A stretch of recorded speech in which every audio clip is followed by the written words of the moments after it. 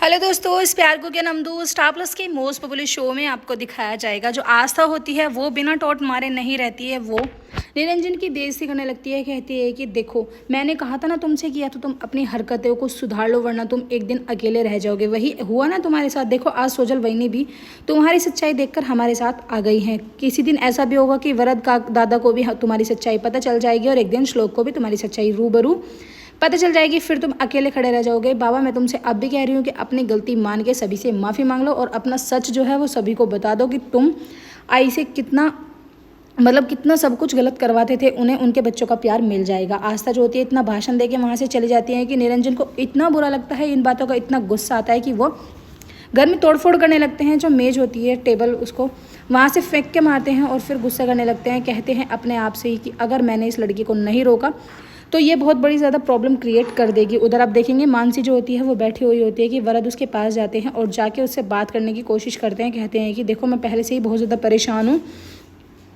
और अब तुम मुझे कुछ भी बात बता के मुझे और ज़्यादा परेशान मत करो। वो कहती है कि वरद तुम्हें पता है कि आज यहाँ पर सोजल आई थी आस्था के साथ। सोजल जो है आस्था को यहाँ पर लेके आई थी और उन्होंने मुझे इतना बुरा भला कहा कि मैं तुम्हें बता नहीं सकती हूँ। सोजल जो होती हैं वो अकेले खड़ी खड़ी रो रही होती है कि अंजलि उनसे कहती है कि बेटा तू ज़्यादा टेंशन मत ले और अभी हमें जल्दबाजी में कोई फैसला नहीं करना है। आस्था जो होती है उन्हें समझाती है, कहती है कि वही नहीं देखो अगर हम जल्दबाजी में कोई भी फैसला लेंगे तो कहीं ऐसा ना हो कि वरद दादा गुस्से में आके और इरिटेट होकर वो उस लड़की के पास परमानेंट चले जाएँ। हम ऐसा नहीं होने दे सकते। हमें सिर्फ उन्हें सबक सिखाना है, उन्हें अकल आनी चाहिए कि ये सब उन्होंने बहुत ज़्यादा गलत किया है। आस्था जो होती है वो समझाने की कोशिश करती हैं सोजल को। सोजल जो होती है वो कहती है कि आस्था मैंने तुम्हें हमेशा गलत समझा लेकिन तुमने हमेशा मेरी परवाह करी और हमेशा मेरा साथ दिया है। इतने बुरे वक्त में भी तुम मेरे साथ खड़ी हो, ये जानकर मुझे बहुत अच्छा हुआ। सोजल हिड़की मार के रोने लगती हैं कि तभी अंजलि जो होती है वो उन्हें गले से लगाती हैं। कहती हैं कि बेटा तू टेंशन मत ले, तेरी माँ और तेरी देवरानी तेरे साथ है, तुझे बिल्कुल भी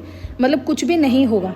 आस्था जो होती हैं किसी का फ़ोन आता है क्लाइंट का ज़मीन वगैरह प्रॉपर्टी वगैरह देखने के लिए, तो उन्हें फ़ोन करके मना कर देती हैं। कहती हैं कि नहीं मुझे अभी कोई प्रॉपर्टी नहीं देखनी है क्योंकि मेरे पर्सनल इश्यूज़ चल रहे हैं। वो उन्हें फ़ोन करके मना कर देती है। लेकिन अंजलि जो होती है वो उन्हें समझाने की कोशिश करती हैं। कहती हैं कि बेटा देखो तुमने अपने इस प्रोजेक्ट पर बहुत ज़्यादा काम किया है और तुम बहुत ज़्यादा लगन और मेहनत से भी काम कर रही हो। घर की प्रॉब्लम्स तो चलती रहेंगी, माना कि घर में प्रॉब्लम बड़ी है लेकिन उसका सोल्यूशन भी तो आना है कि तुम जो है सोजल को समझा के बुझा के उस चीज़ का सोल्यूशन निकाल सकते हो। अंजलि जो होती है उन्हें समझाने की कोशिश करती है। उधर आप देखेंगे श्लोक जो होते हैं वो वरद को लेने के लिए जाते हैं। वरद से बात करते हैं, कहते हैं कि दादा मैं तुम्हें लेने के लिए आया हूँ। वैसे तो मैं उम्र में तुमसे छोटा हूँ लेकिन मैं क्या तुमसे सवाल कर सकता हूँ। वो सोजल के बारे में सवाल करते हैं। कहते हैं कि देखो कभी भी हमें दो नाव पर सवार होकर नहीं चलना चाहिए क्योंकि अगर हम दो नाव पर सवार होकर चलते हैं तो उस चीज़ से हमें ही प्रॉब्लम हो सकती है क्योंकि हमेशा एक ही नाव जो होती है वो हमें पार लगाती है। वरद जो होते हैं वो कहते हैं कि अच्छा तुम बहुत बड़े हो गए हो, इस तरीके की बातें बनाने लगे हो, वो भी मेरे सामने।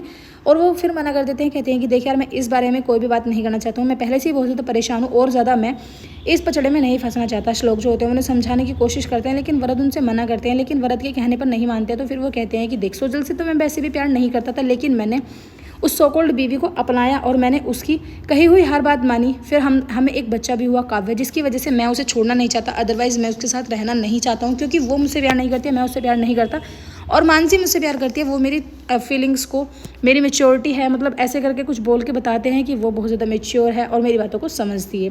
वरद जो होते हैं वो घर पहुँच जाते हैं जहाँ पर उनकी बेटी जो होती है वो खेल रही होती है। वो उनसे मिलते हैं, अपनी बेटी को हक करते हैं। फिर उसके बाद कहते हैं कि लो बेटा ये कुछ पैसे है, ये अपनी मम्मा को दे देना, बोलना कि मेरे लिए कुछ ज़रूरी सामान लेके आ जाएंगी।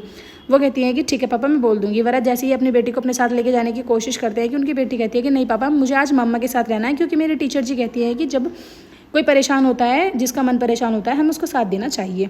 और पापा आपको तो पता ना वो दूसरी आंटी जो है जो आपकी ज़िंदगी में आई है वो तो बहुत गंदी है। कि तभी पीछे से सोजल आ जाती है। सोजल आके कहती है कि क्यों वरद क्या हुआ, झटका लगा तुम्हें जवाब नहीं दिया गया, अपने बच्चे को जवाब दो ना, आखिर ये पूछ क्या रही है, आज तो ये पूछ रही है कल कोई देखेगी भी। वरद जो होते हैं वो कहते हैं कि तुम्हारी हिम्मत कैसे हुई मेरी बच्ची के सामने मेरी बेइज्जती करने की, और तुम्हें यह किसी ने नहीं दिया कि तुम मेरे सामने बच्ची के सामने मेरा मजाक उड़ाओ या मेरी कोई भी बात करो। ये छोटी बच्ची है, इस पर क्या असर पड़ेगा।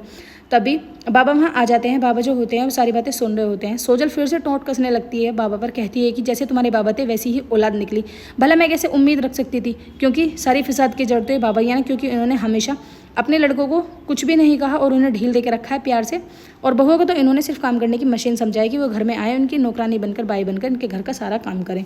वरद जो होते हैं वो कहते हैं कि सोजल लिमिट में रहो, अपनी लिमिट क्रॉस मत करो। वो कहती है कि मैं लिमिट्स नहीं क्रॉस कर रही हूँ।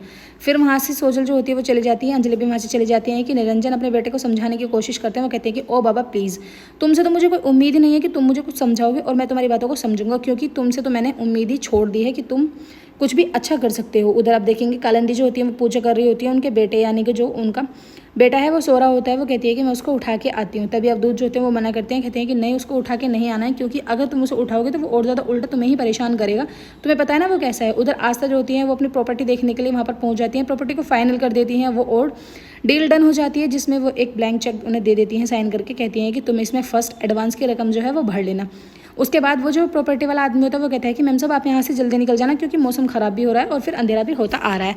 आस्था जो होती हैं अपने बाबा को फ़ोन करती हैं कि उनके मुँह वाले भाई, यानी उनके जो होने वाले भैया हैं या कुछ भी, कालिंदी का जो पहला बेटा होता है वो फ़ोन उठाता है। कहता है कि ओ मैडम यहाँ पर फ़ोन क्यों किया। वो कहती है कि तुम कौन हो, मेरे घर में हो कि मुझसे सवाल कर रहे हो।